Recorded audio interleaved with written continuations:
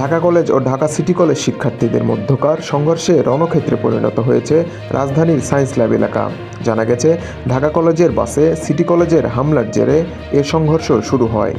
আজ বুধবার 20 নভেম্বর বিকেল 3:15টার দিকে এ সংঘর্ষ শুরু হয়। রাজধানীর সায়েন্স ল্যাব মোড় এলাকায় এই দুই কলেজের শিক্ষার্থীদের মধ্যে দফায় দফায় সংঘর্ষ হয়েছে। দুই কলেজের শিক্ষার্থীদের এই সংঘর্ষের পেছনে রয়েছে মঙ্গলবারের একটি ঘটনা। পুলিশ ও শিক্ষার্থীদের সঙ্গে কথা বলে জানা যায়, মঙ্গলবার সায়েন্স ল্যাব এলাকায় ঢাকা কলেজের কয়েকজন ছাত্রের সঙ্গে বাসে ওঠাকে কেন্দ্র করে সিটি কলেজের কয়েক শিক্ষার্থীর হাতাহাতি হয়। এর জের ধরে আজ বেলা 11টার দিকে সিটি কলেজের একদল শিক্ষার্থী ঢাকা কলেজের দুটি বাস ভাঙচুর করেন। পরে ঢাকা কলেজের ছাত্ররাও জোটবদ্ধ হয়ে সিটি কলেজে গিয়ে ভাঙচুর করেন। এ সংঘর্ষে উভয় পক্ষের অন্তত 30 শিক্ষার্থী আহত হয়ে ঢাকা মেডিকেল কলেজ হাসপাতালে ভর্তি রয়েছেন।